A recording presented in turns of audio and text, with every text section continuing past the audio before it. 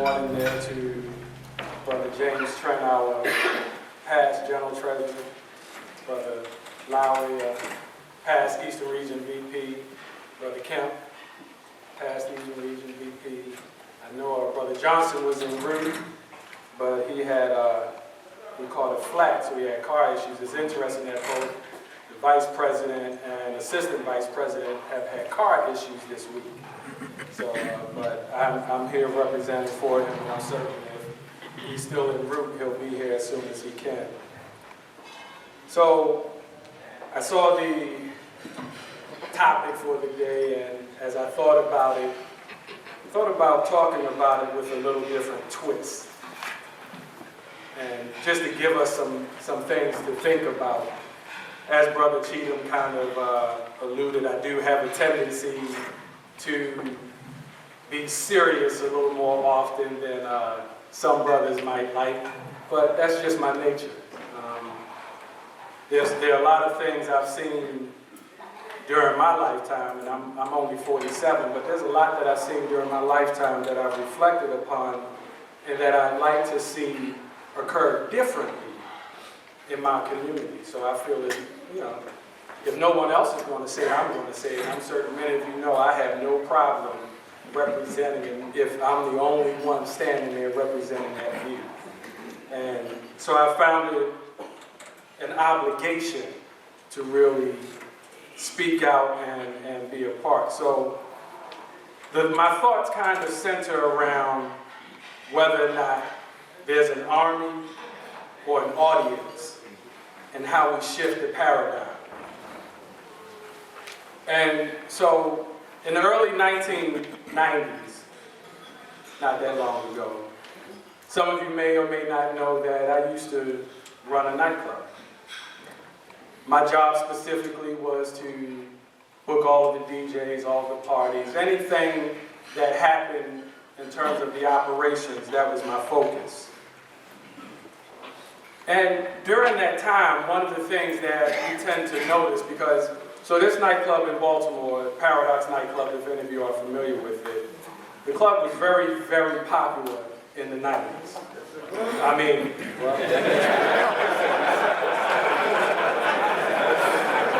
I take that as a compliment. But this is, so for those of you who don't know, Paradox Nightclub is what is called an underground nightclub. Underground in that the doors didn't open until 11 p.m. and it closed at around 6 or 7 a.m. So I did that for about the first 8 years the club was open. From, well, we opened unofficially in 1990 and then officially in 91. And so that's a part of what I did. That's a part of my past. During that time I also did music and had a record label and can probably be blamed for some of the Baltimore music that you hear nowadays because that's the stuff that we started.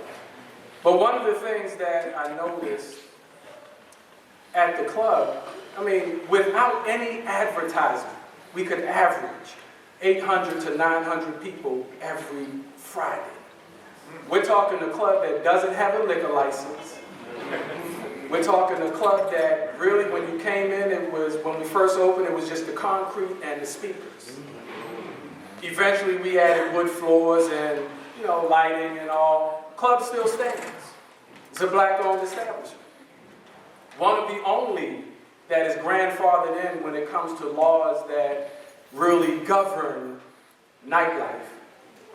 And one of the things that we noticed during the popularity is that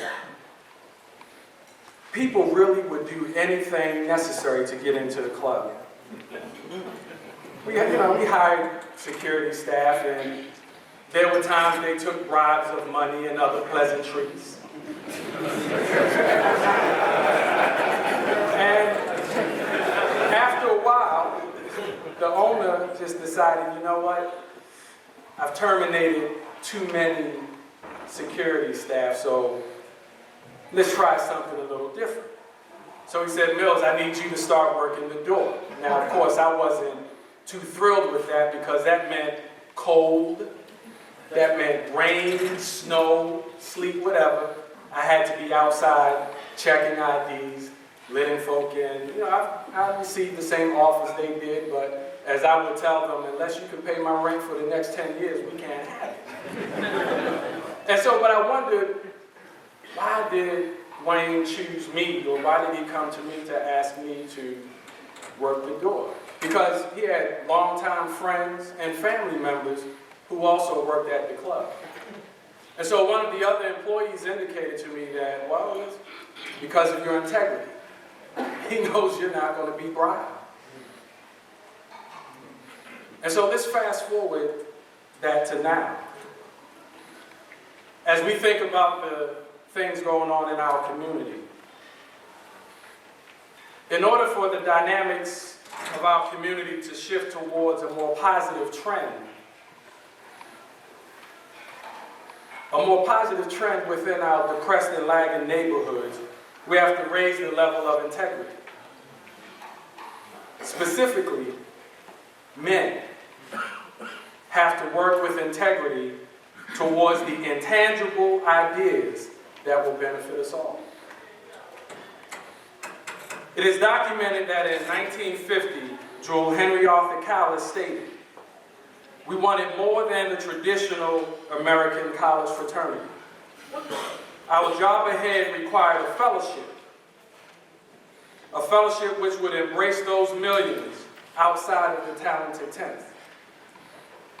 We realized that leaders of any people emerge chiefly from the best trained, best oriented members of the group." Let me say that again.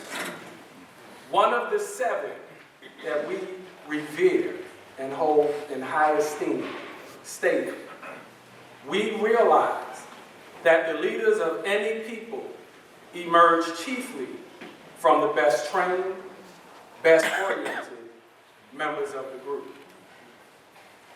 It's likely we need an army of men to snap into action versus an audience that is silent and silenced because of a hypnotic state as they pass through life.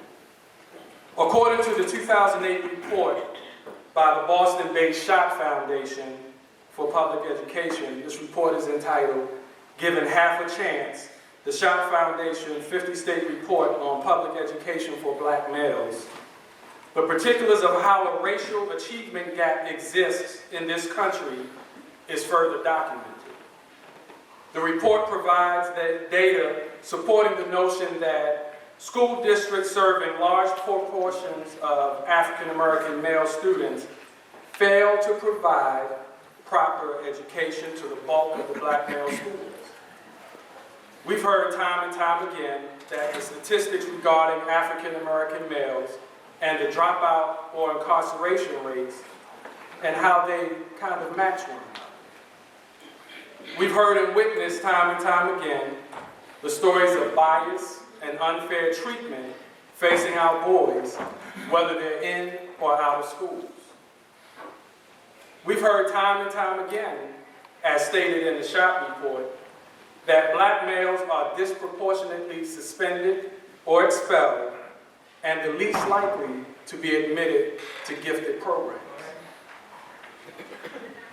However, those who've been a part of the social movement to abate discrimination towards African American males know the details of the Schott report only support what many of us have believed and witnessed for decades.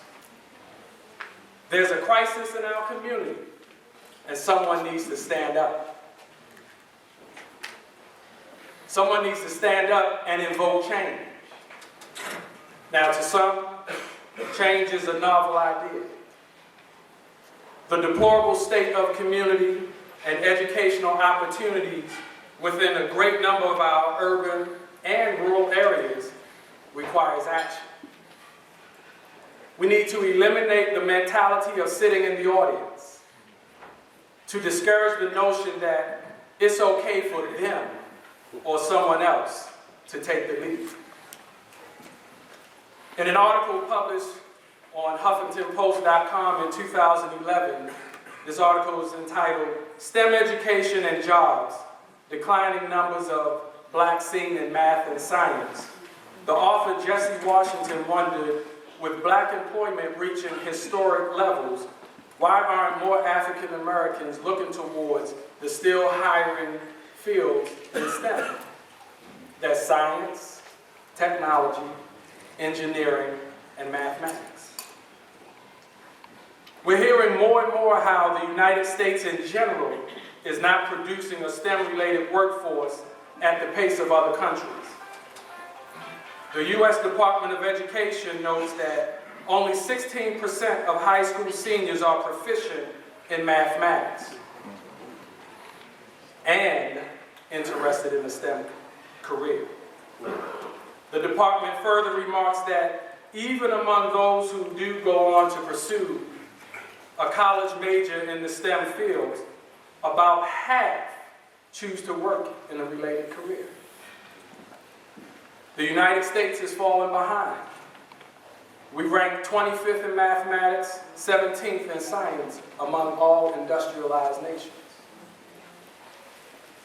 Now, as college-trained men, why are we not steering our sons, daughters, nephews, and nieces to the potentially lucrative field of science, technology, engineering, and mathematics? Employment in the STEM-related field is potentially as lucrative as the traditional roles of doctors and lawyers. If we do not seize this opportunity, the potential of others in our community reaching a sustainable level of living and the pool of qualified men of character will reach an unacceptable state. The pool of qualified men of character. Sounds familiar, right? What does this mean for us? Specifically, what does this mean for Alpha Phi Alpha fraternity? What is our role in filling the STEM-related pipeline? What can we do to ensure a competitive workforce is educated? Do we implement strategies to increase access to high-quality early childhood education and prepare students for STEM careers? How about working to strengthen career and technology education and improve college affordability? Is that what we focus on? Whatever the decision, it's imperative that we modernize, streamline, and strengthen the delivery of training and employment services to ensure an ample workforce to fill the available STEM jobs. This will create pathways for work for every American. During a speech in 1930 at the 1939 convention in New York, as he remarked on the propensity of our country to focus on selfish greed for wealth and power and the need for a solution, Jewel Callis stated, "Many of the difficulties and much of the lag in this social development arise from selfishness, ignorance, and lack of appreciative understanding. Trained men of character," these are his words, "trained men of character are able to bring the past and the future into a workable present." He further states that regarding this social development, that herein lies the present opportunity of the college fraternity to give leadership to a practical humanitarianism. As the precursor of and the self-proclaimed leader within the Black Greek-lettered organizations, it would seem our organization is compelled with a charge and duty to implement efforts and programs relevant to the greater society, relevant to the greater success of our society, as well as in our communities. While our constitutional preface has always stated we exist to promote a more perfect union among college men, our fraternal objectives clearly delineate our focus is to stimulate the ambition of our members to prepare them for the greatest usefulness in the causes of humanity, freedom and dignity of the individual, to encourage the highest and noblest forms of manhood, aid the downtrodden humanity in its effort to achieve higher social, economic, and intellectual status. Though it sounds to reason an Alpha Phi Alpha man should be mindful of what it takes for such a commitment, it seems at times we all need a slight nudge. Now, if I were a minister and this were a church, I would say turn to your left and turn to your right. But I'm not, and this isn't, right? But if someone were to ask, what is the value of a committed alpha? Certainly, we can all provide a proper and fitting response. You see, there are organizations in which I hold membership, not Alpha, but other organizations, where I witness a display of characteristics not prevalent in Alpha Phi Alpha. It revolves around a state of mind that has to be admonished and rebuked. The lack of devotion to one's commitments. This is for other organizations, not Alpha. This is often caused by analysis paralysis and is best known as rhetorical pontification. Something that could never creep its way into this august body of man. In Alpha, this is far from our concern, right? Because our brethren learned from the onset that in consideration of the benefits and privileges we receive for claiming membership in this house, we must do as espoused by Brother Charles H. Garvin, 4th General President. An Alpha man's attitude should not be, how much can I derive from the fraternity, but how much can I do for the fraternity. As a result of this slight detail being ingrained within our psyche, we of all people know the benefits of doing what's necessary and best for the greater good. Simply because we understand that by committing to Alpha Phi Alpha, we all willingly took the same oath of allegiance when we became members within the ranks. So we know we are duty-bound to remain faithful to our pledge, to our dear A Phi A. So if someone were to ask you, what is the value of a committed alpha? We can answer that question. Better yet, those whom we serve in communities where we serve as servants and leaders should be able to answer on our behalf. Because you see, a committed alpha understands his responsibilities. He knows that although the society he lives in continually and consciously violates its own rules and standards, that doing so is unbecoming a man of alpha. For he is committed to the ideals for which it stands. A committed man of alpha understands the best way for him to impact our community is to make a positive impression upon tomorrow's leaders, the children. A committed man of alpha is not too busy because of a career or a job. He's an excellent provider for his family.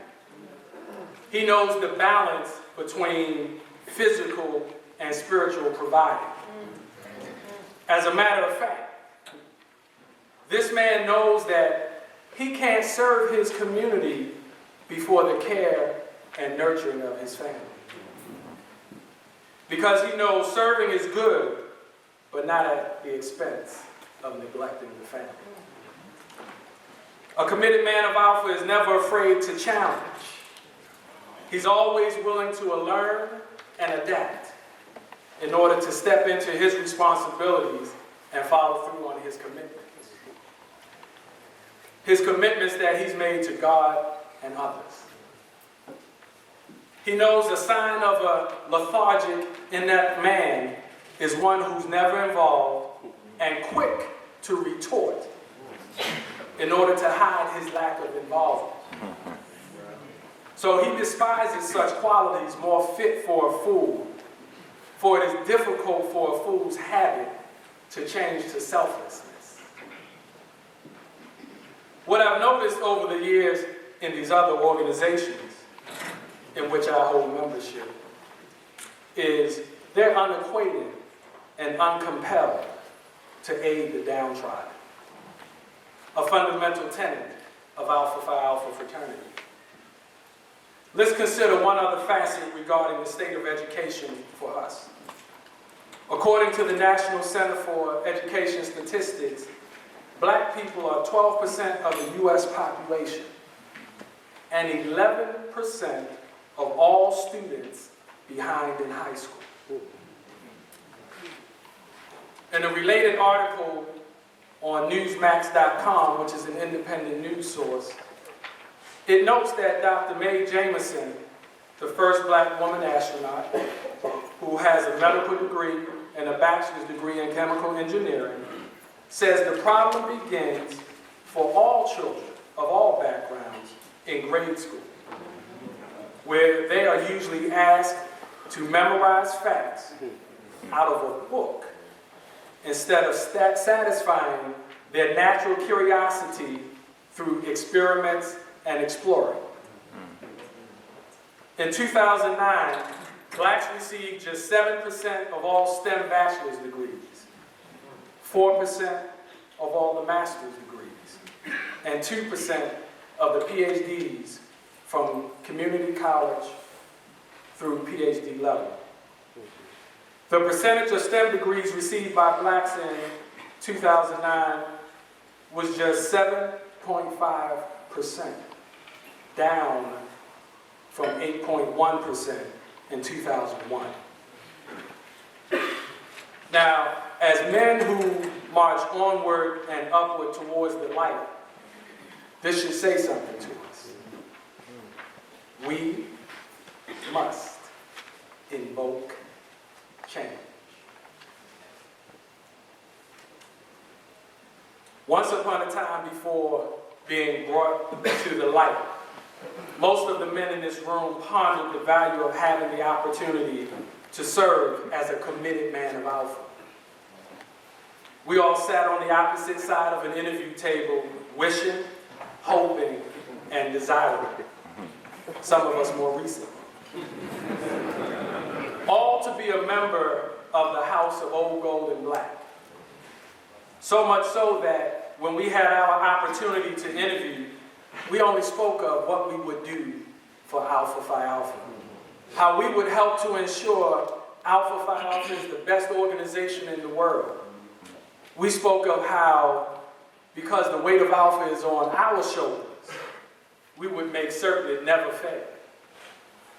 Do you remember that feeling? Do you recall how it felt when you watched the brothers of Old Gold and Black walk across the campus or conduct the service projects within the community? Do you remember the goosebumps that rolled up your arms and back? I don't know about you, but I do.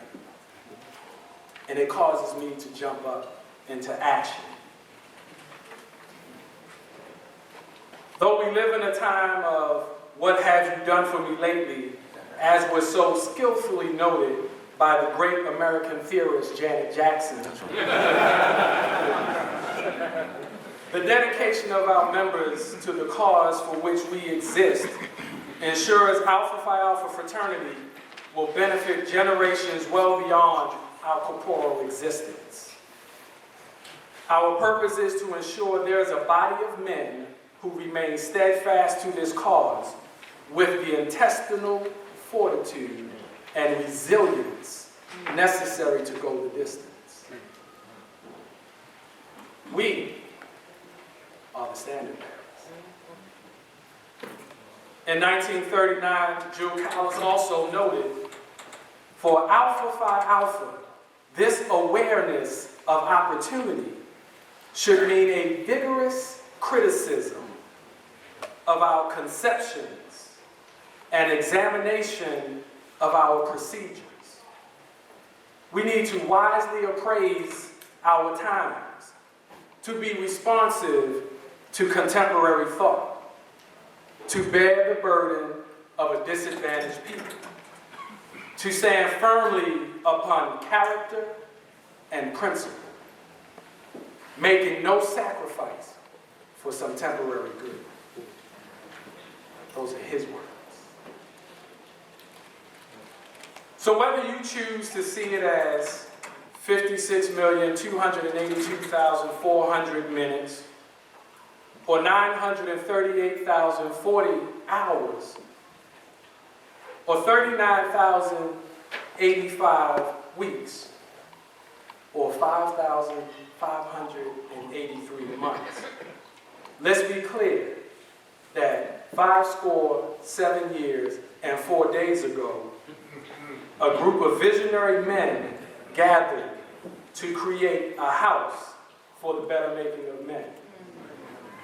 A house that would push the boundaries of the views of the time, the boundaries and thoughts as related to the value of men of color.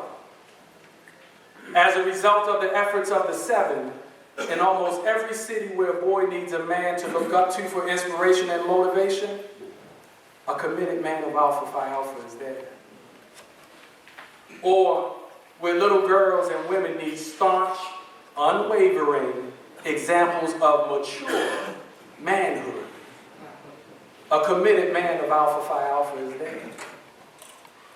Or in cities where the lost and weary are looking for the light and a solution to contemporary plagues and social ills, yes, a committed man of Alpha Phi Alpha is there.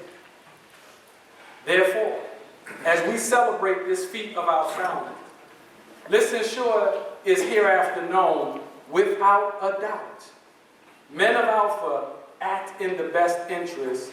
No, actually, men of Alpha Phi Alpha act in the best purpose of humanity. We act in the best purpose as we hold ever aloft noble ideals and aims, carrying out earth's and heaven's grand command. Our true hearts ever strive success's goal to gain, that our fraternity's praises may be sung. Through training, exposure, and shedding of self-aggrandizement, we understand that our financial participation in our local chapters is paramount if chapters are to sponsor effective and relevant programming. For how else do we, as a collective body of men, come together to affect the change we wish to see in our communities? How else do we ensure a role of inciting and transitioning a new body of boys to manhood? We can be our brother's keeper, but if we don't work to prevent our community from a lulled state of a voteless people, surely we'll become a hopeless people. If we don't work to ensure our boys and girls alike have an appreciation for the benefits of education and therefore go to high school so eventually they can go to college, there will never be a Project Alpha can meaningfully implement. The value of a committed man of Alpha is that he recognizes he's part of the army. That he's a part of the army that was sent to combat the social ills through the development of leaders, the promotion of academic excellence, and providing service and advocacy within our community.